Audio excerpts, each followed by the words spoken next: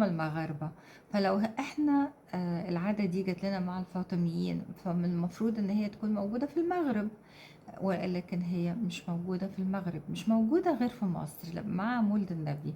وعليه هي إذن ليها علاقة بالهوية المصرية، بتاريخنا المصري، بثقافتنا المصرية الفريدة اللي مش موجودة في حتة تانية في الدنيا، اللي اتنقلت للعالم كله بشكل أو بآخر. فطب ايه حكاية عروسة المولد؟ عشان نحكي حكاية عروسة المولد لازم نحكي الأول البداية. طب ايه إيه البداية كانت شكلها ايه؟ لازم نحكي عن قصة الخلق في مصر الفرعونية. طبعا عروسة المولد هي أصلها مصري فرعوني، هي والحصان. وهنعرف مين صاحبة، مين هي عروسة المولد وعروسة البحر وعروسة النيل وإلى آخره من واحنا بنحكي. ف طيب عشان نحكي ونعرف ايه حكاية عروسة المولد، لازم نحكي الحكاية قلنا من أولها. وأولها بيقول ايه؟ إن احنا كان عندنا من 7000 سنة وأكتر في قصة التسوع، في اللي كانت بندرسها في جامعة عين شمس. وهي طبعا هو معبد ومعاه جامعة، فهو دار عبادة وجامعة. جامعة قلنا عين شمس كان فيها من أكتر من 7000 سنة طبعا بالتأكيد. كان عندنا أول قصة في التاريخ البشري، أنا بقول قصة تاريخية بتتكلم عن تصور الخلق بدأ إزاي. فباختصار شديد جدا بتقول إنه الخلق بدأ، خلق البشر يعني بدأ بالأختين وأخين. الأختين اللي هما الست إيزيس، اللي هي بقت إيزيس، اسمها اللي هي أسامي كتيرة جدا جدا لا حصر لها. فهي إيزيس وأختها نفتيس اللي بقت نفيسة، والأخين اللي هو أوزير اللي هو بقى أوزوريس وأدونيس، وأسامي كتيرة جدا برضو لا حصر لها، وأخوهم ست. الحكاية بتقول إنه إيزيس الحلوة اتجوزت أوزوريس أو أوزير الحلو، وبالتالي أخوهم الست اللي جاء من اسمه كل معاني الخداع والغش وجاء من اسمه الشيطان وكل الكلمات اللي ليها علاقة بالشر جت منه، من كتر ما الناس كانوا متضايقين أو كارهين شخصيته عشان هو قتل أخوه الطيب العظيم أوزوريس، اللي هو كان بالفعل أول ملك على مصر. هو حكم مصر بالفعل يعني.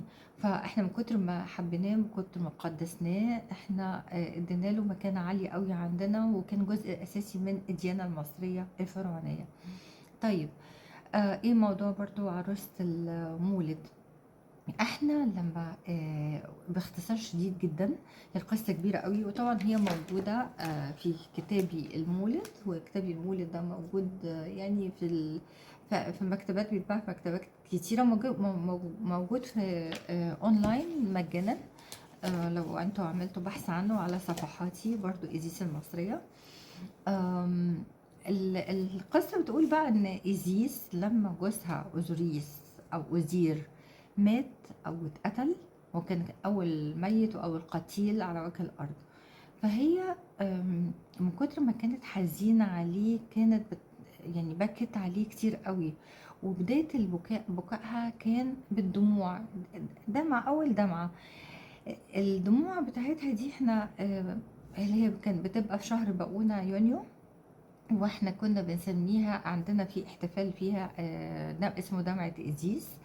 وقلنا بقى ان هي دموعها ان يعني انحمرت، يعني بقت زادت كترت قوي لدرجة ان هي كونت نهر النيل. طبعا احنا تصورات بسيطة جدا، احنا بنحاول نوصل لمفهوم الكون وربنا والى اخره والخلق الى اخره. فتصورنا مش عارفين نهر النيل جاي منين، ده يمكن عشرات النيل 10000 سنة اوريدي يعني، او من 10000 ل 8000 سنة. فاحنا مش عارفين، وكنا في الفترة دي هو جاي منين، فقلنا ده دموع إيزيس من كتر ما كانت حزينة على جوزها أوزوريس. ف وفي نفس الوقت يعني أوزوريس كان بالنسبة لنا وزير، أو أوزوريس اللي هو زوج ملكة مصر أو الملكة على مصر، إيزيس. في نفس الوقت هو كان بالنسبة لنا هو نهر النيل نفسه. فهو اعتبرناه هو كان، يعني كلمة إله في مصر ليها معاني تانية غير المفهوم الحالي عند الناس. المفاهيم الحالية في مفهوم تاني عندنا في مصر الفرعونية في التاريخ، ولكن يعني احنا حطيناه في المكانة المقدسة واعتبرناه رب كل حاجة في مصر، ان هو السبب اللي عمل لنا حضارة، علمنا الزراعة، علمنا نظم الري، علمنا حاجات كثيرة جدا. فكان خيره على مصر والمصريين بشكل غير عادي. فاحنا من كتر ما حبيناه ومن كتر الخير بتاعه احنا قدسناه بشكل كبير جدا، وحطيناه في مكانة عالية. لما مات قلنا هو أكيد طلع السماء، وأصبح مش بس ملك الأرض، لا ملك السماء كمان. وأصبح رب مصر ورب كل حاجة في مصر، من السماء، من السماء للأرض. فالمهم من ضمن الحاجات دي هو نهر النيل. فاحنا اعتبرناه ان هو ذاته هو نهر النيل، هو المية اللي جاية خاصة بمصر. و... وبالتالي إذا هو المية اللي جاية خاصة بمصر، أرض مصر، فأرض مصر دي تبقى إيه؟ تبقى زوجته إيزيس، هي الزوجة اللي الوعاء الخصب اللي هي جوزها هيغمره بالمية، وبالتالي تطلع لنا النبات والخير كله، وتبين يعني هي رمز الخصوبة بتاعت مصر. وعليه هي إيزيس هي أرض مصر. من ضمن يعني من ضمن الأوصاف بتاعتها، هي ليها أوصاف كتيرة جدا. هي ربت كل حاجة برضو في مصر، منها إن هي رب الأرض نفسها، الأرض الخصبة اللي بتطرح الولادة، اللي بتطرح لنا خير اللي هو الزرع إلى آخره. ف ومن هنا كمان الشيء بشيء يذكر، من هنا احنا المصريين قدسنا الارض بشكل غير عادي، ولغايه النهارده احنا بنقدس ارضنا المصريه بالشكل يعني احنا فعلا ارضنا مقدسه بكل معنى الكلمه. ومش بس كده، احنا الارض عندنا عرض ليه؟ لان هي ازيس. يعني الكلمة دي ما بتتقالش في حتة تانية في بلد تانية. عمره ما تلاقي الأرض في أي شعب تاني، الأرض غالية عليه وكل حاجة وعظيمة وكل حاجة، لكن ما بيقولش إن الأرض عرض وشرف. ليه؟ لأنه هي إزيس، هي الربة الخصوبة، الخصب اللي فيها خصوبة والمقدسة بالنسبة لنا. هو عليه احنا كنا ولغاية النهاردة بنقدس أرضنا بشكل يعني يفوق يعني حب غير طبيعي واحترام غير عادي، مش يعني قداسة غير عادية للأرض فعلا يعني. فمستعدين نضحي بأي حاجة عشان أرضنا. ما فيش شبر واحد يعني ممكن إنه أي حد يتعرض له من أرضنا، لأن هي من آلاف السنين وهي حاجة يعني زي ما بنقول بيلت إن أو مدفونة أو مغروسة فينا إنها مقدسة. ف طيب، إذا أزير أو أزوريس جوزها جاي خاصة بالأرض عشان الأرض تطرح لنا زرع وخير، وقلنا الأرض هي إزيس. طيب، ما هو عشان كده كنا احنا هنيجي لسه على عروسة المولد. عشان كده وما بقى اننا كنا من ايام قليله جدا كنا بنحتفل بعيد وفاء النيل. وعروسة النيل. فاذا كانت احنا قلنا أزير او أزوريس هو النيل، هو ذاته ميه النيل اللي جايه خاصه بارض مصر. ف اذا كان هو النيل، فعشان يحصل تزاوج، عشان الأرض تطرح لنا خير، لابد إن إيزيس وأوزوريس يتجوزوا أو نحتفل بذكرى جوازهم كأنهم بيتجوزوا من أول وجديد، وعشان يجيبوا لنا الزرع والخير كله للمصريين والخير كله لمصر. وعليه كنا بنرميله، بنعمل عروسة حلاوة عشان تدوب في المية ما تلوثش النيل طبعا، عروسة حلاوة، ونرميها له في المية، تدوب في المية، تدوب فيه ويحصل. كنا نتصور ان ده بيحصل كده تزاوج بين إيزيس وأوزوريس، وعشان كده كنا بنتصور ان الزرع ده هو نتيجة جوازهم مع بعض، يعني تزوجهم مع بعض. ودي قصة عروسة النيل. ولو هنتكلم بقى عن عروسة البحر بالمرة، واحنا داخلين هنتكلم عن عروسة المولد. لو هنتكلم بقى عن عروسة البحر، اصل عروسة البحر الموجودة في العالم كله هي إيزيس، هي ان هي عروسة النيل. ايه حكاية البحر وايه حكاية النيل؟ احنا في مصر الفرعونية كنا، او في مصر لغاية النهاردة احنا بنقول من الاف السنين لغاية النهاردة احنا بنسمي النيل كمان بحر، ولغاية النهاردة بيتسمى كتير جدا بحر، وعليه فالنيل هو البحر. فاذا كانت هي عروسة النيل فهي كمان عروسة البحر. وبالمناسبة احنا معانا صورة دي حطاها في الكتاب بتاعي. آم، هي هنا في الكتاب، هنا هو مش هنا هو كده يعني. لو انتوا قدرتوا تجيبوا الصورة بالتفاصيل، فهي هنا إزيس المجنحة واللي هي متوجة بتاج الشمس. إزيس هنا اللي لابسة فستان كله قشر سمك، علشان تقول ان هي دلوقتي قادرة ان هي تعوم في المية، عشان هي سمكة. هي عروس النيل وعروس البحر اللي بتعوم في المية، وعليه هي سمكة. عشان كده كان في بعض المناظر بتظهر الرسومات بتاعتها او التماثيل بتاعتها وهي يعني لابسة او متغطية بقشر السمك. يعني هي عروس البحر وعروس النيل اللي كل الناس يعني قالوا عليها حكايات كتير. انا مش عارفين اصل الحكاية. طيب ايه موضوع عروسة المولد وايه علاقته بعروسة البحر وعروسة النيل؟ فقبل بس ما اتكلم على عروسة المولد، كنت حابة اقول انه كلمة النيل الشيء بالشيء يذكر. كلمة النيل، اسم النيل نفسه هو اسم من اسامي الاله اوزير او اوزريس. وهو من مقطعين، إيل ونير. إيل يعني إله الخلق، وده الإله اللي بدأ يتعرف بنفس شكله، بنفس تماثيله، نفس شكله، هو اللي من اسم من الأسامي اللي عرف بيها مع أسامي تانية في آسيا. هو ليه أسامي كثيرة جدا في آسيا كمان، لأنه عبدوه في العالم كله القديم.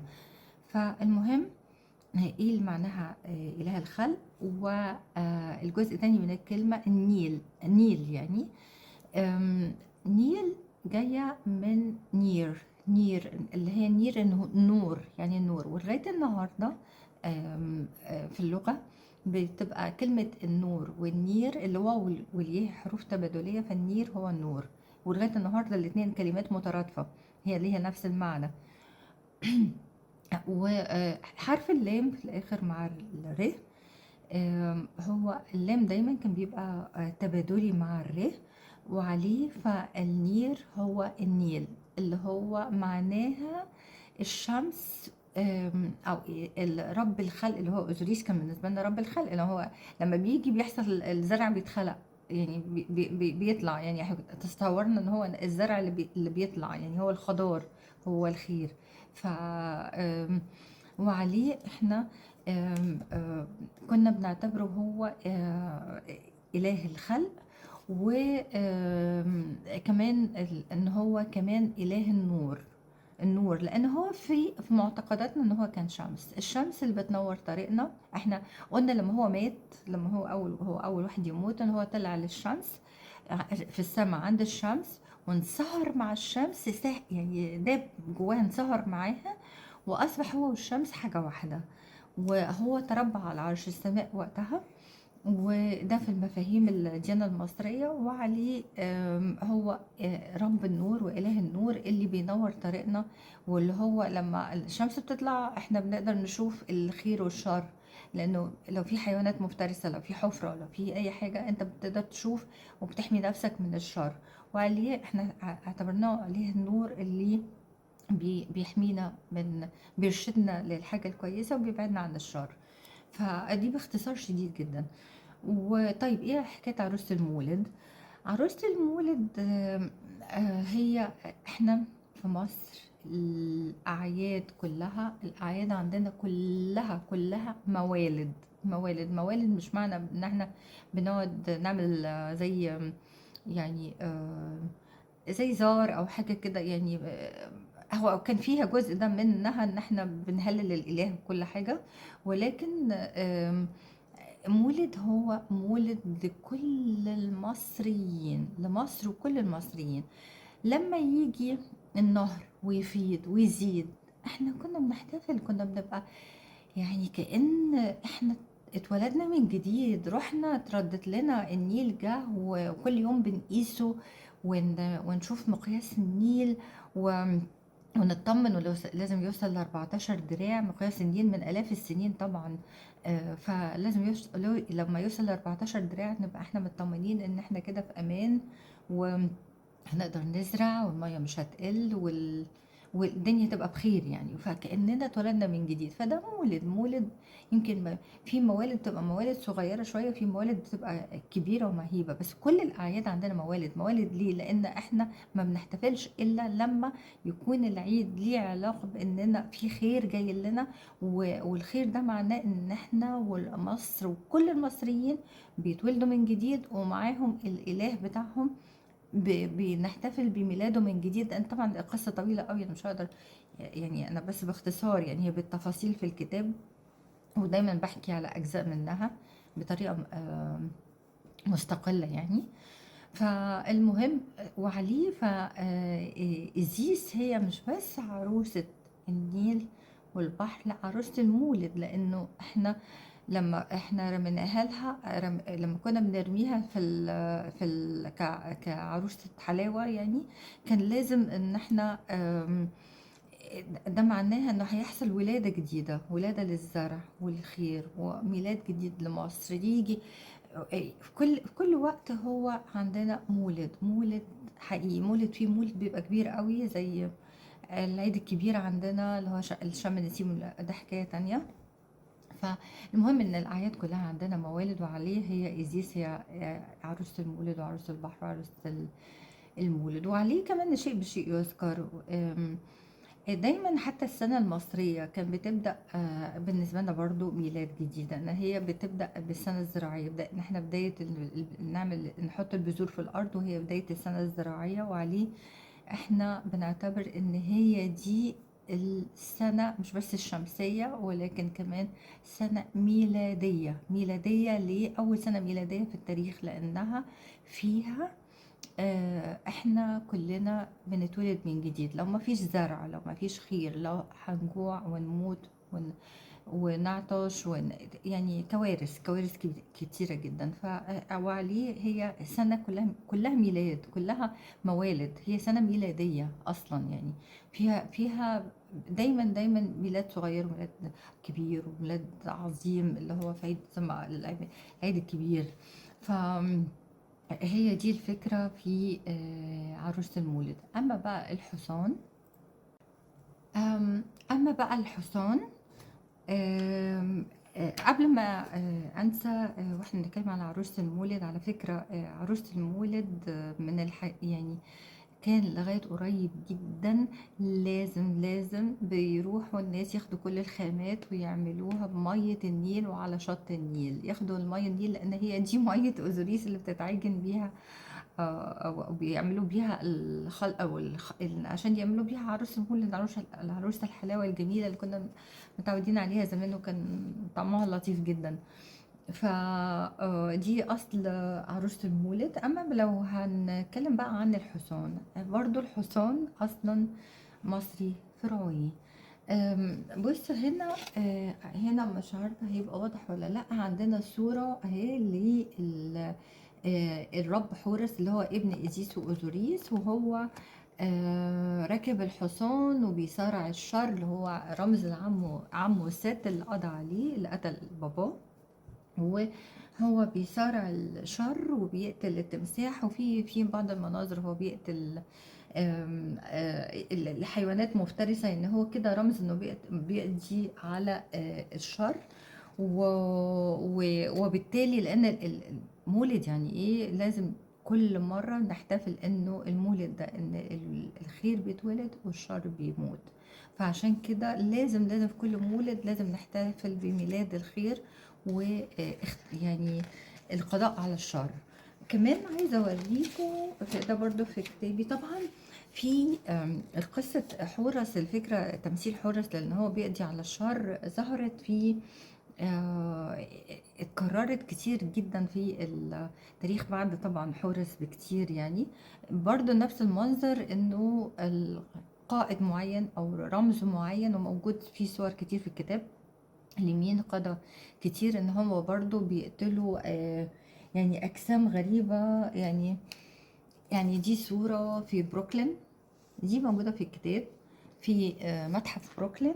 ازاي حتى يعني ازاي بعض الشخصيات الدينية المهمة ان هي كان بتصور نفسها ان هي بتقتل حتى ال- اللي هو الشكل او الكائن اللي بيقتله. مش واضح شكله ايه، شكله غريب قوي يعني، مش واضح منه معالم، بس ده شر وخلاص يعني. فالصورة حتى كلها فيها نوع من الخيال. آم، ودي طبعا موجودة في الكتاب. انا عايزة اوريكم بقى صورة الحصان في فترات كتيرة في مصر الفرعونية. دي الصورة كتير كان موجودة في مصر الفرعونية. ودي رمز حورس بيلعب على الحصان، راكب الحصان بيلعب. ومن هنا احنا في الموالد في الأعياد احنا بقى أصبح شيء أساسي عندنا فكرة انه الأطفال اللي قاعدين على الحصان، لأن رمز البطولة ورمز الشجاعة والإقدام والقضاء على الشر. ولغاية دلوقتي فكرة ان احنا نركب الحصان موجوده دايما في حتى في اعيادنا الدينيه النهارده في بعض الاماكن اللي هي للاسف بقت شعبيه بس. ان هو لازم تركب الحصان وتلعب بالحصان في الاعياد الدينيه النهارده. فدي كلها استمرار للفكر المصري الفرعوني. و في نفس الوقت عايزه اقول لكم انه يعني حورس دي منظر لحورس هو راكب الحصان. عايزه اقول لكم انه المنظر ده اسمه يعني اصله سيركا. سيركا اللي جاي منه كلمه سيرك او سيركس. لانه دايما في الاعياد بتاعتنا كنا لازم نعمل نجيب انه حورس بيلف في دايره زي الشمس. عشان كده دايما السيرك كان بيبقى اخد شكل مدور. المسرح دايما كان اخد شكل مدور زمان. دلوقتي المسرح عندنا بقى بياخد المسرح قدام والناس قاعدين قدامه، مفيش حكايه الشكل مدور. لكن مصر الفرعونيه كان لازم يبقى مدور لانه بيبقى بيعبر عن دوران الشمس. ف لان الموضوع ليه علاقه طبعا بالشمس. وفي الحاله دي وهو راكب الحصان كان بيبقى اسمه سيركا. ودي طبعا ليها حكايه طويله قوي، بس الفكره ان هي اللي هي جت منها كلمه سيرك وسيركس. واللي هي مرتبطة دايما في الاحتفالات والأعياد وإلى آخره، لازم تكون جزء أساسي من الألعاب البهلوانية اللي في السيرك. لأن هي الألعاب البهلوانية دي أصلها إنه إزاي بيوري إن في فارس بيعمل حاجات خرافية، حاجات على غير العادة، قوية علشان يقضي على الشر. فيا ريت كده كنت اديت فكرة عن موضوع العروسة الحلاوة الجميلة والحصان. فيا رب تكون عجبتكم.